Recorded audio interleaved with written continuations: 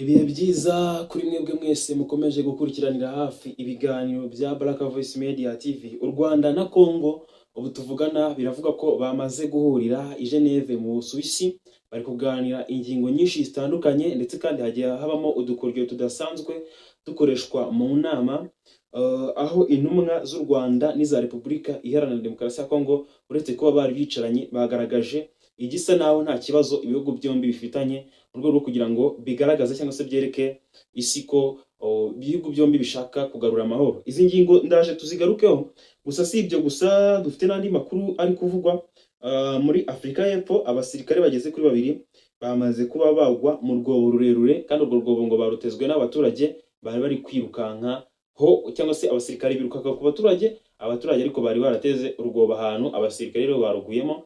Ndaje tubivugaho muri iki kiganiro mu buryo burambuye. Ndetse kandi muri Kenya hateganyijwe kubakwa ikigo cya polisi gihambaye kizajya gicunga umutekano hifashishijwe kamera zizaterwa mu bice bitandukanye by'umujyi wa Nairobi, hanyuma buri kosa ryose ribaye bagahita bahagerera ku gihe, niko Kenya yatangaje. Ndaje tuba twabigarukaho nabyo. Si ibyo gusa kandi biravuga ko hagati ya Burkina Faso n'igihugu cya Benin ngo habayeho ibikorwa bya gisirikare, cyangwa se uyu munsi ngo habayeho gukozanyaho. Amakuru yiriwe akwirakwira muri biriya bihugu by'uburengerazuba bwa Afurika, bavuga ko ngo ibihugu byombi byakojanyijeho by'akanya gatoya kandi ngo bisanzwe biri inshuti. Ubu tuvugana abavugizi b'ibisirikare by'ibyo bihugu bamaze kuba bahakana iby'ayo makuru mu buryo bukomeye cyane. Si ibyo gusa kandi biravuga ko abaturage cyangwa se abanyamerika bari bari muri Repubulika Iharanira Demokarasi ya Congo, ubu tuvugana bajyanwe mu kigo aho bagiye gusuzumwa ko nta Ebola bafite, ndetse kandi bakajyanwa mu kato. Ndaje tube twabigarukaho turebere hamwe byose uko byifashe. Aya makuru uretse amakuru yo muri Repubulika Iharanira Demokarasi ya Congo dukora ku bitangazamakuru bya hano muri Congo, andi makuru tuyakura ku bitangazamakuru birimo Jeune Afrique, The New York Times ndetse kandi na Kenya News. Niryo nyamakuru twakuyeho aya makuru yandi tumaze kuba twabwira ari hanze ya Congo, naho aya Congo yo twamaze kuba twayakura ku bari muri Repubulika Iharanira Demokarasi ya Congo. Ubwo ni kubijyanye n'imirwano, uretse kenda ko tuzaza kubikomozaho cyane mu biganiro, ko mu kiganiro cyabanje twabivuzeho, ahubwo ayajyanye n'ibiganiro biri kubera mu Busuwisi byahuje u Rwanda na Congo. Ayo ngayo rwose twamaze kuba twakesha ibitangazamakuru nka Jeune Afrique yamaze kuba yabivugaho rwose, ndetse kandi na BBC yabivuzeho. Ayo makuru yombi urumva ko aho yavuye harizewe. Niba ukunda rero ibyo biganiro bigaruka ku makuru ya nyayo yizewe, kanda like tubibone, ndetse kandi biragufasha ko ikiganiro uri bukirebe udategwa, ndetse kandi kikagera no kuri benshi. Niba ukunda ibiganiro byacu rero ntukajye wibagirwa ako kantu like, ni ka kantu kameze gutya gafite agakumwe kareba hejuru, yego.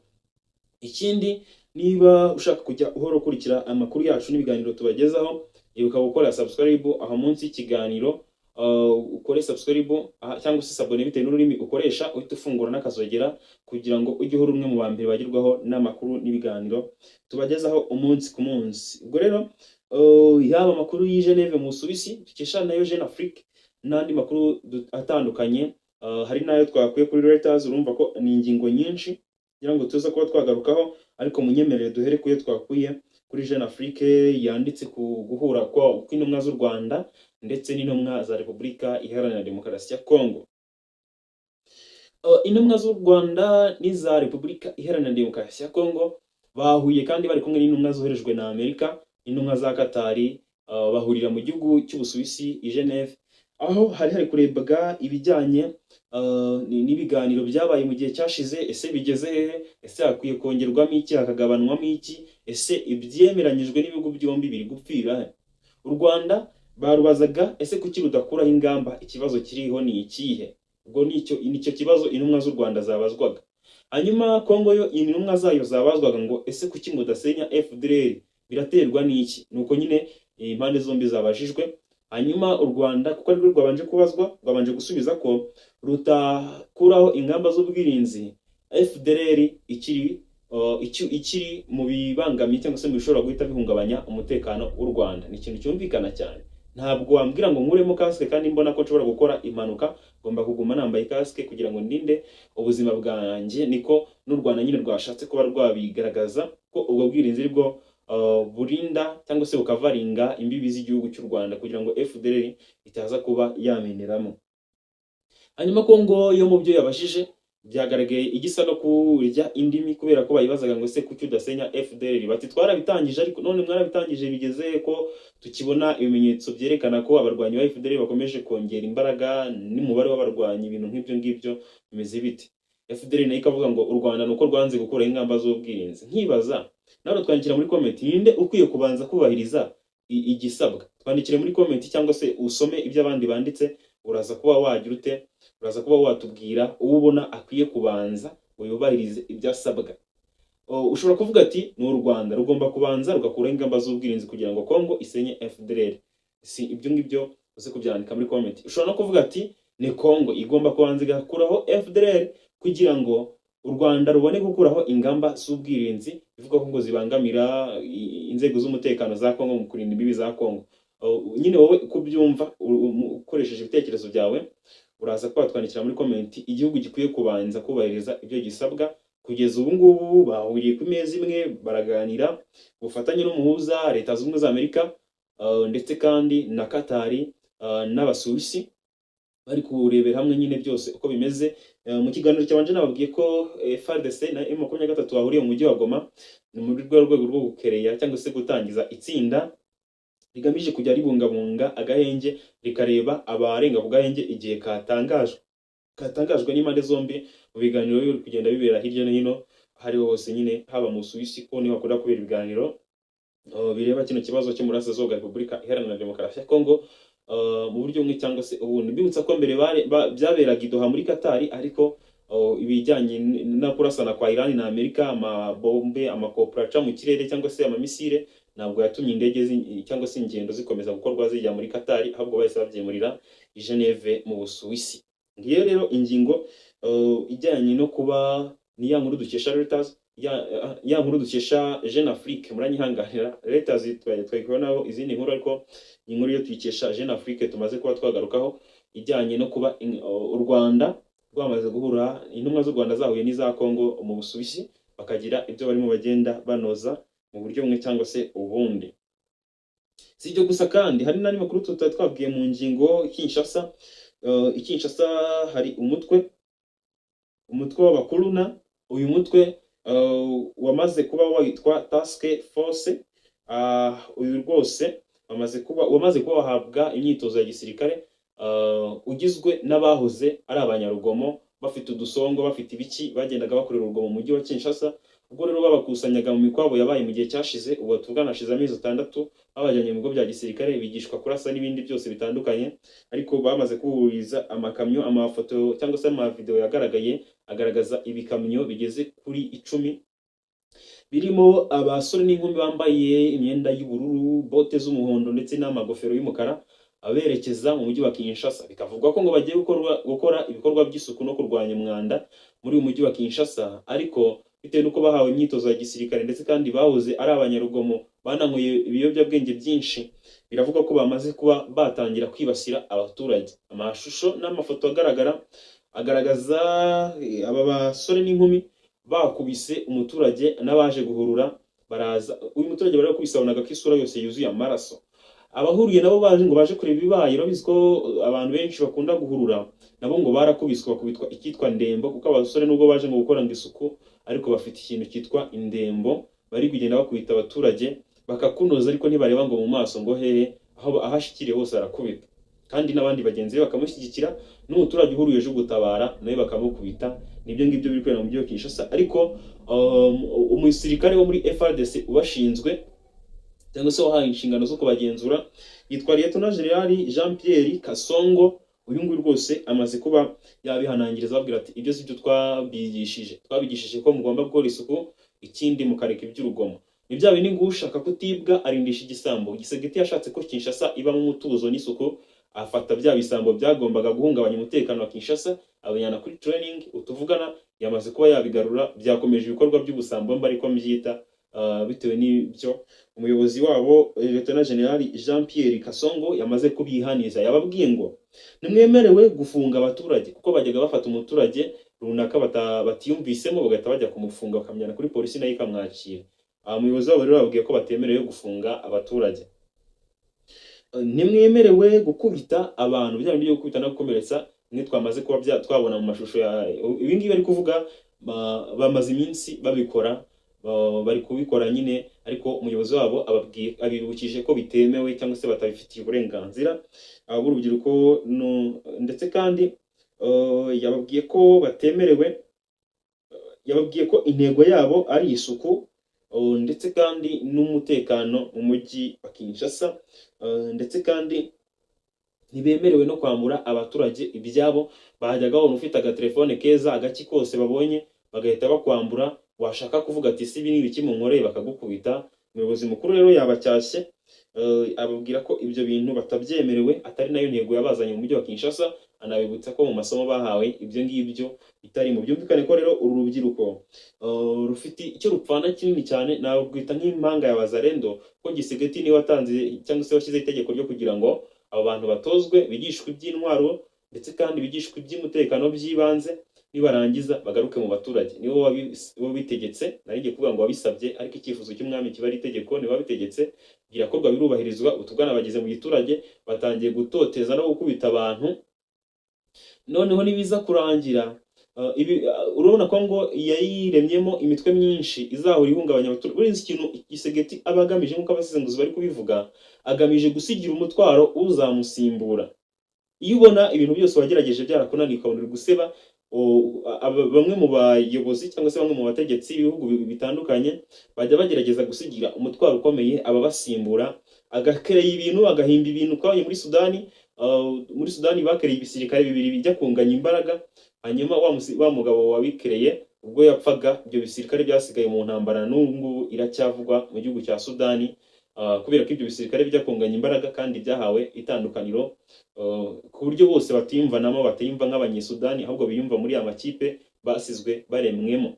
Birashoboka rero ko iyi Wazalendo yaremwe na Gisegeti, ndetse n'uyu mutwe witwa abakuruna uri kuvugwa ku izina rya Task Force, birashoboka ko uzasigara usubiranamo mu gihe na M23 yaba itari kurasa n'indi mitwe itandukanye. Iyi mitwe yindi Gisegeti yaremye ishobora kuzasigara isubiranamo, bikazabera umutwaro umuntu uzamusimbura, akavuga ko igihugu ayobora gihoramo intambara, kandi izo ntambara zararemwe nande na wundi wamubanjirije, ariko nawe siwe. Bivuga ko Gisegeti yabakoreshwa n'Ababiligi n'Abafaransa kugira ngo bateze akavuyo mu karere, babone uko bitwarira imitungo kamere, nk'uko abasesenguzi bakunda kubigaragaza. Ubwo rero nayo makuru ari kuvugwa mu mujyi wa Kinshasa. Mu yandi makuru ari kuvugwa Leta Zunze Ubumwe za Amerika, ni inkuru nayo dukesha The New York Times, ni igitangazamakuru gikomeye cyane kandi kizwi ku rwego mpuzamahanga. Urumva ko inkuru tuba tuzana ni inkuru ziba zizewe. Leta Zunze Ubumwe za Amerika zohereje abaturage bayo benshi bavanywe muri Repubulika Iharanira Demokarasi ya Congo RDC, kujyanwa mu kigo cyihariye cyo kwita ku barwayi ba Ebola kuri Laikipia cyangwa se Laikipia. Yes, Laikipia niko icyo kigo cyitwa. Ishobora kuba ari cya kintu cyo muri Kenya, niko mise nkeka, nubwo batashyizeho igihugu icyo kigo kirimo, ariko twigize kumva muri Kenya bavuga ko Amerika iri kubaka ikigo kizajya gifasha abanyamerika bazaba bakekwaho Ebola mbere yo kujya mu bindi byerekezo by'isi kugira ngo Ebola idakwirakwira. Byavuga ko kiri kubakwa n'ubundi muri Kenya. Abanyakenya barabyigaragambirije babyamagana, ariko kiranga kirubakwa, cyubatswe mu butaka bwa gisirikare, harimo base militaire y'igisirikare cya Amerika. Ubwo rero biravuga ko niko mise nkeka, ariko ntabwo bashyizeho igihugu iki kigo cyitwa Laikipia cyaba giherereyemo, ariko biravuga ko ngo hajyanwe abanyamerika baturutse muri Repubulika Iharanira Demokarasi ya Congo. Abanyamerika bari muri Repubulika Iharanira Demokarasi ya Congo bavanweho kubera impungenge z'ubuzima cyangwa iz'umutekano. Bamaze kugezwa mu kigo cya Laikipia gishinzwe gufasha abarwayi n'abakekwaho Ebola. Abantu ni ahantu hagenewe kwakira no kugenzura abantu bashobora kuba bahuye n'indwara ya Ebola. Icyo kigo gikorwamo isuzuma kugira ngo hagabanye cyangwa se hareke gukwirakwira icyorezo no kwirinda iyo ndwara ko yagera kuri benshi batandukanye. Kuba boherejwe muri icyo kigo ntibivuze ko bose barwaye Ebola, batabashyira akadomo. Akenshi bikorwa nk'ingamba zo gusuzuma no kubashyira mu kato k'igihe gito igihe gitegerejwe ibisubizo bya muganga. Yego, nuko nguko iyi nkuru ivuga, irasobanutse, sinirwa nyitindaho cyangwa se nyivugaho byinshi. Gusa hari n'andi makuru ari kuvuga ko Burkina Faso na Benin na Burkina Faso nta gikorwa cya gisirikare bahuriyemo cyangwa se cyabaye ku mipaka yabo. Ni mu gihe uyu munsi mu burengerazuba bwa Afurika hiriho hakwirakwira inkuru ivuga ko igihugu cya Burkina Faso ndetse n'igihugu cya Benin byaba byarasanye cyangwa se byakozanyijeho by'akanya gatoya, kandi bivugwa ko ibihugu byombi bisanzwe ari ibihugu by'inshuti. Aya makuru yakwirakwiriye ariko ubu tuvuganaho amasaha ageze, abavugizi b'ibisirikare byombi bamaze kuba babihakana. Ni mu gihe muri kano gace n'ubundi ko burengerazuba bwa Afurika hashize igihe kinini n'imyaka myinshi cyane havugwa ibikorwa byo kuba hari ihungabana ry'umutekano bitewe n'imitwe yitwaje intwaro ifitanye isano n'idini ya Islam ikunda kuvugwa muri kano gace ka Afurika y'uburengerazuba. Yego, andi makuru ari kuvugwa ni amakuru avugwa muri South Africa n'andi amakuru avugwa muri Kenya. Yego, iyi nkuru ivugwa muri South Africa, abasirikare babiri bo mu ngabo za South Africa cyangwa se Afrika y'Epfo SANDF niko igisirikare cyabo cyitwa, bapfuye nyuma yo kugwa mu byobo birebire by'ikirombe cya zahabu cyari cyaratawe. Byabaye abo basirikare babiri ndetse n'abandi bagenzi babo bari kumwe bari mu bikorwa byo gukurikirana abantu bakekwaho gucukura amabuye y'agaciro mu buryo butemewe n'amategeko, bazwi muri Afurika y'Epfo amategeko azwi muri South Africa cyangwa se muri Afurika y'Epfo yitwa Zamazamas. Aya mategeko niko yitwa, abuza abantu gucukura amabuye y'agaciro mu buryo butemewe n'amategeko. Ni ukuvuga ngo aba basirikare birukaga ku baturage bababuza gucukura mu buryo butemewe n'amategeko. Ibyo byabaye inkuru nari ngeze hera. Yego, ibyo byabaye ku kirombe cya LCD mine kitagikoreshwa cyangwa se kitagikora mu buryo bwemewe ahagana saa 12 za mu gitondo. Abasirikare babonye abantu bakekwaho ubucukuzi butemewe basohoka mu mwobo w'icyo kirombe cy'amabuye y'agaciro. Mu kindi cyakozwe habayeho kubakurikirana, banyuze mu nzira yo munsi y'ubutaka y'icyo kirombe, munsi y'ubutaka n'ubundi, ariko abasirikare baguma kubakurikirana. Ariho bageze rero abasirikare bakandagira ahantu haroboka bahita bisanga mu byobo birebire. Ibikorwa byo kubashakisha byatangiye ari ibikorwa ngo byo kubashakisha, ariko ngo byaje kugeraho bihindurwa ibikorwa byo gukuramo imirambo, kuko kubarokora byari bitagishoboka bitewe n'amasaha bari bamaze kandi nta mwuka wari uriyo, ndetse kandi urumva ko ibintu byakomeje kugenda bigorana. Abasirikare birumvikana ko bamaze kuba bapfa, hanyuma ibikorwa biri gukorwa urumva ko ibyo bishobora kuba ari birebire cyane, ni ibyo gukuramo imirambo. Ndetse kandi igisirikare cya South Africa SANDF cyatangaje ko kidashobora guhita gitangaza amazina y'abo basirikare, ni mu gihe imiryango yabo ngo isabwa kubanza ikabimenya, ndetse kandi ikaza no kwegera igisirikare bakagira ibyo baganira. Iyo miryango nizatanga uburenganzira bw'uko amazina yabo atangazwa cyangwa se adatangazwa, niko igisirikare cya South Africa cyavuze. Urumva ko bamaze kuba ubuzima bwabo bwajya mu kaga. Ni amakuru menshi muri Kenya twari twabivuzeho mu ntangiriro z'ikiganiro, reka mbanza bivugaho. Iyi nkuru iravuga ko leta ya Kenya yatoranyije sitasiyo ya polisi ya Kamukuji ahangaha ni mu mujyi wa Nairobi kugira ngo ibe icyicaro gikuru cya Nairobi Metropolitan Police Unity cyangwa se NMPU, umutwe mushya wa polisi uzajya ubushinzwe umutekano mu mujyi wa Nairobi. Kubaka icyicaro kinini cya polisi muri iki gihe ngo biratangira mu gihe cya Kanama 2026. Mu magambo yoroshye baravuga ko Kamukuji Police Station izavugururwa ikaba ikigo cy'imbere cyane cyangwa se gihambaye cyane.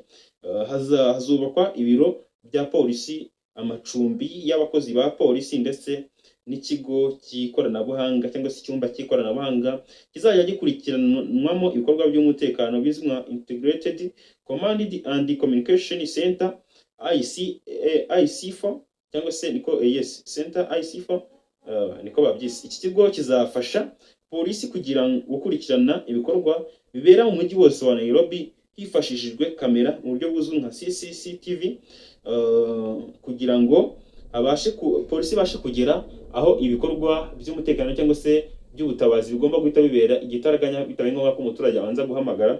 Urumva ko kamera zizaba zuzuye mu mujyi, kandi polisi izajya iri kugenzura buri kimwe cyose, buri cyerekezo cyose. Aho izabona habayeho ihungabana, izajya ihita ihagurutsa indege igereyo byihuse, bitabaye guca mu nzira ndende, kugira ngo ubutabazi bwihuse bubashe kugera ku baturage aho bazaba bari hose muri uyu mujyi wa Nairobi. Urumva ko ni ikintu cyo kwishimira. Igihugu cya Afurika, igihugu cy'abavandimwe, kiri kuzana iterambere, kiri kuzana ikoranabuhanga mu by'umutekano, kiri kuvugurura igipolisi. Ibintu bisanzwe bikoreshwa i Burayi, Amerika, mu bihugu bikaze cyane cyangwa se nk'Ubushinwa, Uburusiya, ibyo bintu bisanzwe bikoreshwayo gucunga umutekano hifashishijwe za kamera.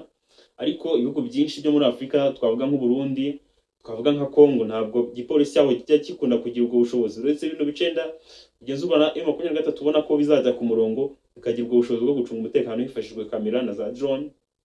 Ariko ibihugu byinshi bya Afurika, Zambia, Mozambique, ibihugu byinshi bya Namibia, Botswana, ibihugu byinshi bya Afurika bigiye bitandukanye, ntabwo bijya bigira ubushobozi bwo gucunga umutekano hifashishijwe za kamera, za drone, mu buryo nyine, kubera ko niba ari ikiguzi cy'amafaranga, niba ari ubumenyi buke bwo kubikoresha, niba ari inama zitaraterana ngo zibyigaho, ibyo ntabwo bikunze gukoreshwa. Bisanzwe bikoreshwa za Korea ya ruguru, za Japan, mu Buyapani, za Singapore niho bisanzwe bikoreshwa. Ariko urumva ko Kenya nayo yatangiye kujya ibikoresha, mu gihe u Rwanda narwo mu gihe cyashize rwagaragaje ko rwamaze kuzana amadrone, rurimo rurazana n'andi ruzajya rucungisha umutekano. Abo mu mujyi wa Kigali barabizi, hari za drone bajya bagikunda kubona z'umutekano, bamaze no kumenyera bamwe na bamwe. Ariko urumva ko ni iterambere. Kenya n'u Rwanda nibyo muri kano karere niho bizana iterambere rikomeye mu bijyanye no gucunga umutekano. Ni ikintu cyo kwishimira, ariko n'ibindi bihugu bigomba kureberaho, hanyuma bikazana ikoranabuhanga mu byo umutekano n'ubwenge